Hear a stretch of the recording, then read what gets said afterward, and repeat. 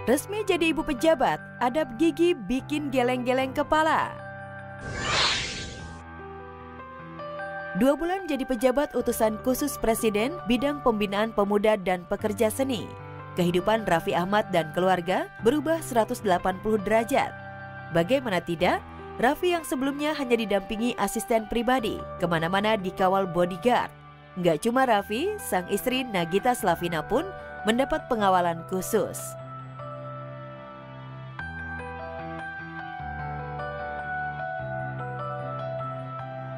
Jadi istri pejabat, sikap Nagita Slavina yang terkesan cuek berbanding terbalik dengan Raffi yang tetap membumi, menyapa warga saat ikut pencoblosan di TPS dekat rumahnya di Andara, Jakarta Selatan menuai sorotan.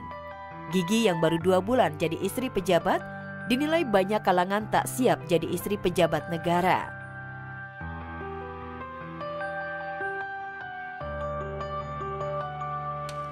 Hari ini kita masuk dulu, pilih dulu. Hah? Naik mobil nggak masuk, gangnya sempit. Sikap cuek Gigi tanpa menyapa warga tuai kontroversi. Lepas dari pro kontra sikap Nagita, satu hal yang pasti, Raffi yang kini sibuk menjalankan tugas negara sebagai utusan khusus Presiden, diam-diam sudah mewariskan pamor keartisannya kepada putra bungsunya Rayanza Malik Ahmad. Baru-baru ini Rayanza tampil percaya diri bersaing dengan Amina jadi model cilik.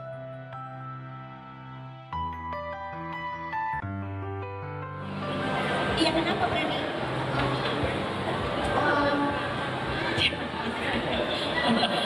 Ya mungkin sama sih, karena mungkin kan dunianya nggak jauh-jauh dari tampil gitu, jadi anaknya lihat sendiri dan balik lagi ya sama kayak Aurea samudanya kan anaknya juga kayaknya senang. Kalau misalnya nggak kayak Rafathar kan nggak suka ya, tapi paksa juga. Suka. Iya, dibanding putra sulungnya Rafathar, sejak usia belia, Rayanza alias Cipung terlihat memiliki bakat meneruskan karir Raffi Ahmad di panggung hiburan. Bahkan saking pengennya syuting, si kecil Rayanza sampai ngigos syuting. Wah, fix ya pemirsa, Cipung pewaris tahta Papa Raffi. Mau apa? Syuting. Mau syuting apa?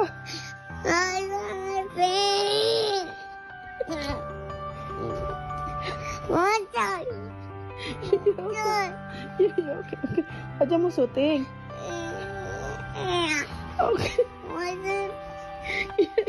Oke, kita syuting. Iya, kita syuting.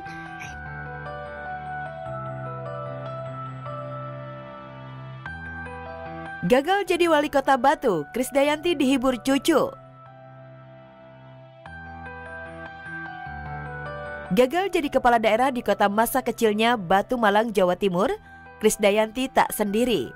Kedua cucunya, Amina dan Azura, yang ada di tengah panasnya kontes pilkada, seolah menjadi penyejuk hati Mimi Kade, yang tuk sementara tertinggal dari rivalnya di Pilwakot Batu Malang. Tingkah lucu Amina dan baby Azura yang menggemaskan jadi obat pelipur lara kegagalan Krisdayanti. Bersama Azura dan Amina, Kade bisa melepas rasa penat dan tertawa gembira. Gimana ya Amina? Padahal kemarin Abonya udah bawain coklat payung ya Gemi ya? Geminya kangen tau Kak. Si Amora juga, I'm so sorry kakak gitu. Si Amora tuh so sweet banget tau dia. Tuyun. Kok Tuyun? Dia tuh sampai diusuk-usuk. 1, 2, 3. 1, 2, 3. Gila kan cantik. Dia memonitor, lalu juga sembayang dari malam sampai pagi, olahraga kayak biasa. Ya, apapun yang terjadi, keluarga selalu jadi tempat kembali. Begitulah kini yang dilakukan Krisdayanti. Setelah kalah jauh versi hitungan cepat di Pilwakot Batu, Kade memilih menghabiskan waktu bersama keluarga. Bahkan ia sengaja menculik kedua cucunya, Amina dan Azura, jalan-jalan ke kebun binatang. Bahkan sang menantu tercinta Atta Halilintar ikut menghibur Kade saat ikut balap ekstrim melawan burung unta.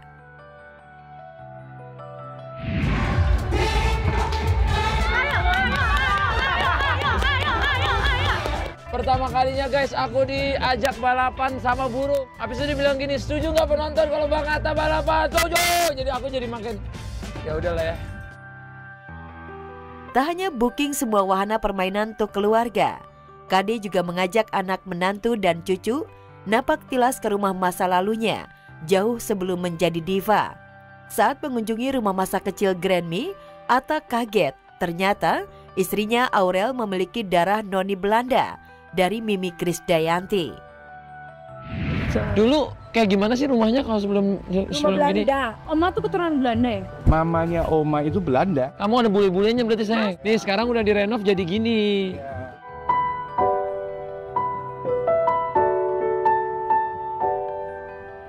Ini nenek. Iya, ini mamanya mama. Oh ini mamanya Oma. Keren loh. Aku bisa lihat langsung. Eyangnya Aurel. Rela kuras uang tabungan, rumah baru Ria Ricis pakai marmer mahal. Itu kan ada 3 tembok. Sini foto Moana, foto aku, foto adenya Moana. Wah, nggak sengaja atau semacam kode keras sih Bunda Icis? Mentang-mentang sebentar lagi rumah barunya udah mau selesai dibangun, langsung gas cari pendamping nih kayaknya. Ya, baru-baru ini Ria Ricis mengontrol pembangunan rumah barunya. Terlihat sekali ia sangat bahagia dan merasa senang. Ternyata Ricis baru pertama kali pegang marmer berukuran jumbo itu. Ini marmernya. Jujur nih aku baru kali lihat marmer. Blok KB. Norak. Kalau huma sore alam mau saya mau. Mau pegang gana. Amin. Ih, norak. Aku baru kali ini pegang marmer, nggak bohong. Bolak-balik. Iya woi. Masya Allah, tabarakallah. Gak mau nanggung, Ricis sengaja banget beli marmer mahal. Meski gak menyebutkan harganya, tapi Ricis emang harus mengeluarkan uang yang tidak sedikit untuk lantai marmernya, hingga tabungannya pun ikut terkuras. Emang harus semahal itu ya cuma buat lantai doang? Oh my god, pantesan duit gue kekuras, rupanya marmernya udah kebeli. Pantesan pas lihat ATM, kok habis duit gue, rupanya marmernya udah datang, pantesan. Kebahagiaan Ricis membangun rumah mewah dengan lantai marmer rupanya sebuah obsesi. Sepintas nggak tahu karena rumahnya itu pengen cepat selesai atau ingin marmernya segera dipasang, Ricis sampai ikut ngaduk semen sama pasir. Tapi ngakunya sih senang aja bisa terjun langsung. Udah nggak sabar banget sih, lihat pintu masuknya tuh nggak sabar banget. Ada foto di Instagram aku ya kayak gini lah, nih kayak gini nih. Tuh, nanti kan pintu depannya kayak gini. Nggak sabar. Tambahin air dulu ya. Tuh, jadi kalau misalnya lagi bangun rumah tuh harus terjun langsung juga lah. Papa Sulianto, nih lihat nih Pak. Aku tuh bangun rumah mah bukan cuma sekedar bangun. Turun tangan. Rumah baru Ria Ricis emang belum kelihatan, tapi tanda-tanda kemewahan sudah tampak nyata dari luarannya aja. Bangunan menjulang dengan tiang-tiang panjang. Bagi ibu satu anak ini, rumah barunya yang dirancang super megah itu akan menjadi simbol pencapaian kerja kerasnya. Enggak pura, bikin apa sih? Itu loh, tuh kayak gitu-gitu tuh. Kan dibikin tinggi kayak gini nih. Insya Allah tabarakallah rumah Moana guys. Semoga Allah lancarin rezeki semuanya, biar Moana punya rumah. Jika Ricis happy dengan membuka lembaran baru dengan rumah baru, sebaliknya mantan suaminya Tengku Rian perlahan telah membuka hati pada wanita baru. Ya, Rian dikabarkan tengah dekat dengan lawan mainnya bernama Kimberly Angela. Beberapa bukti seperti membenarkan kedekatan di antara keduanya. Lantas apa tanggapan Rian? Nggak bisa deh, kita kemarin di lokasi sebenarnya ngumpulnya bareng-bareng semuanya. Jadi nggak ada yang bilang cinlok, enggak. Saya belum terpikirkan untuk di tahun depan. Ya, kalau orang bilang sedih kasihnya ya. Aku selalu bilang sedih kasihnya Allahnya aja. Ya udah gitu aja. Ada bakteri di saluran pencernaan dan Dante muntah lebih dari 7 kali. Dalam 3 hari ini, Chelsea Olivia dan Glenn Alinsky dibuat cemas lantaran Dante Oliver tengah terbaring sakit. Tidak ingin terjadi sesuatu yang lebih buruk pada putra keduanya itu, Chelsea dan Glenn terpaksa harus membawa Dante ke rumah sakit.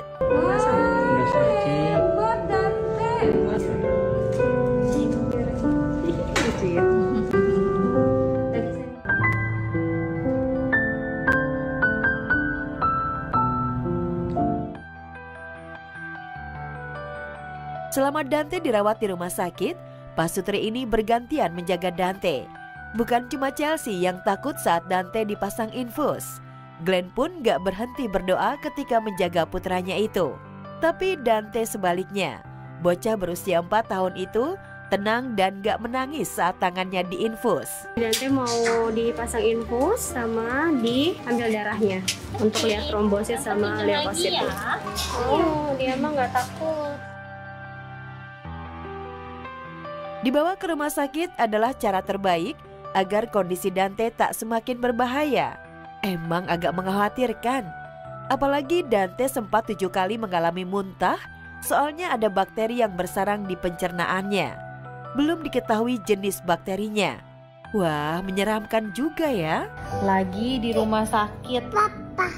Tuh, gara-gara apa Dante? Gak tahu. Muntah. Ya, gara-gara muntah. Beruntung kondisi Dante berangsur membaik setelah dirawat selama 5 hari. Kebiasaan Chelsea memasak sendiri sesungguhnya memang sudah tepat, tapi ternyata belum menjamin anak-anaknya tidak terserang bakteri. Lantas benarkah ada makanan yang dikonsumsi Dante mengandung bakteri? Demamnya naik turun, dan ternyata positif demam berdarah. Dan sedih banget sih, kayak di rumah sakit bener-bener nih, dia tuh masih kayak kuat banget tuh, lihat tuh. Dia masih berantem sama aku nih. Tak ikut rayakan ultah anak, Nasar janji beri kado spesial.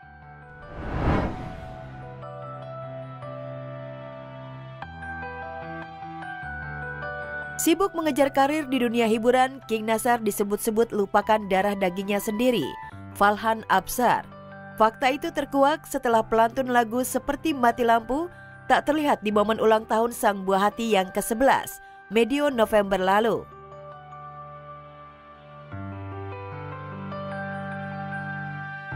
Tak mau dituding miring lupakan anak sendiri, Nasar pun buka suara membantah menelantarkan sang buah hati.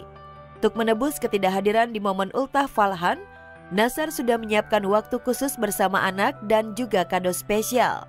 Kemarin ulang tahun, kebetulan akunya nggak bisa datang. Jadi nanti aku ngaturin tanggal berapa ya, kita mau makan-makan. Buat aku setiap hari hadiah, kapanpun hadiah ya. Anytime mau hadiah bebas gitu, nggak perlu pas lagi birthday aja. Ya, meski tak ikut merayakan ultah Falhan karena sibuk menjalani konser di luar kota, bukan berarti melupakan darah dagingnya sendiri. Selain sudah menyiapkan kado spesial, Nasar berharap sang putra yang baru ultah ke-11 bisa membanggakan orang tua dan keluarga. Ya alhamdulillah, mudah-mudahan jadi anak yang soleh, anak yang berbakti sama orang tua, anak yang membanggakan orang tua. Happy birthday buat Falhan, semoga menjadi anak yang soleh dan berbakti kepada orang tua. Happy birthday.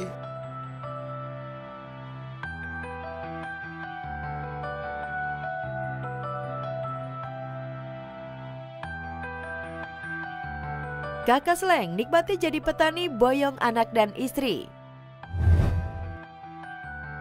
Akadi Wira Satriaji atau beken dengan nama Kakak Sleng ternyata punya kegiatan lain selain bermusik. Ya, saat ini kakak lagi coba-coba jadi petani. Kalau udah dimasak rasanya enak, ya udah itu. Kalau gini kan gue gak ngerti. Kakak diketahui punya sawah seluas 1 hektar di kawasan Bogor, Jawa Barat. Lihat saja saat kakak jadi petani, menanam dan memanen padi. Menikmati hasil panen sendiri dari kebun sendiri. Kalau quality time itu kan harus kita menciptakan, harus diusahakan. Diungkap kakak kalau ia juga membantu petani sekitar. Tapi uniknya hasilnya bukan untuk dijual, akan tetapi untuk dikonsumsi sendiri. Ternyata dari dulu Kakak emang sudah bercita-cita ingin makan dari hasil kebun sendiri dan sekarang kesempatan deh. Manis. Asli, ocanya manis banget loh.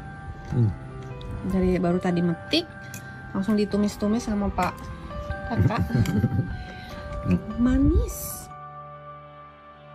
Dari hasil bertaninya itu juga, ayah 3 anak itu tampak happy saat memamerkan hasil kebunnya. Selain menikmati kegiatan bertani, kebun kakak ini juga bisa dijadikan tempat healing. Segar banget.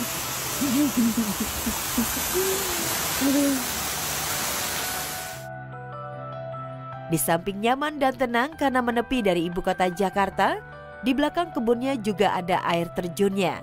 Jadi bisa banget dijadikan tempat berlibur.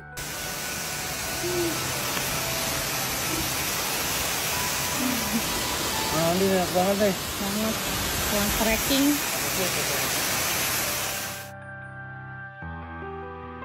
Gaya hidup sehat kakak juga nggak kalah mencuri perhatian. Beberapa tahun lalu ia memutuskan vegetarian, alias nggak mengkonsumsi daging maupun produk hewani. Hasilnya membawa dampak positif.